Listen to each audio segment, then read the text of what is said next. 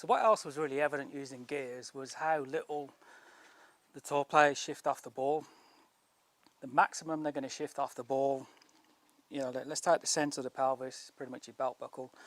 The maximum they're going to shift off the ball going into the backswing is about 2 inches, and that's it. All the amateurs on there that I've got are past that, they're beyond that, you know, they're 2.5, 3, 4, you know, it's completely different what the amateurs are doing. It's almost like they've just got the wrong information. So it's a very small move off the ball they've got. I mean, McIlroy is about 1.6 inches when I look at him. But what's interesting, when McIlroy gets to about here, just a few feet away from the ball, he then starts to move back to the centre. So he's made a little shift there as he took it away. But then from that point all the way to the top, he starts edging his pelvis back to the centre where he started. And what's really interesting, which is what all the top players are doing, is before the transition, before they bring that club down, is they've actually shifted their pelvis slightly forward of the original starting position, which means before the club's coming down, all of the weight is on the left before they start down. And then the amateurs are the opposite.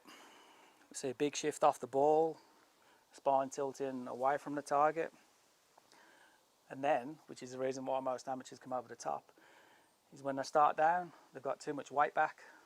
Okay, they're nowhere near back to the centre, and then they end up just throwing it over the top. So hitting the floor, swinging from out to in, just every possible worst situation you can be in. And casting, throwing it out as well, to lose all the lag straight away. That's one of the biggest reasons why people lose their lag on a downswing, is because the weight is too far over on the back foot and they just throw it out straight away. That's the only reason why. There's no training aid out there that's going to help you increase lag if you start down with all your weight on your back foot.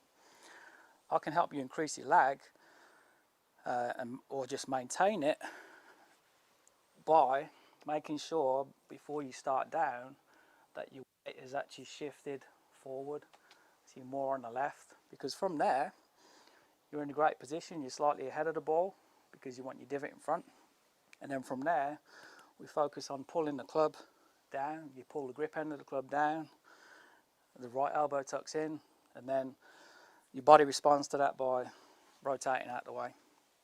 You know, the ones who are throwing away all the lag, the arms get really wide on the way down, quite a long way from the body, especially the right arm, and it slows your body rotation down. If you imagine an ice skater, when they tuck their arms in, they spin a lot quicker. So really, if we get the weight in the right spot before you transition, then coming down we pull the grip end of the club, tucking the arms in, what's your body going to do? The same as the ice skater. It's going to respond by rotating quicker. That's how you move those hips quicker, by keeping everything tight in. Ice skater analogy again, when they put their arms out, they spin slower. So that would be someone casting, losing the lag, getting the arms wide on the downswing, slowing the hips down. So as they come into the ball, they're stuck, the hips haven't cleared. So that's a good way of looking at it, the ice skater analogy. Because like I mentioned on the takeaway video, we want to create width going back. You want it as wide as possible going back, and then we want to be narrow coming back down the other way.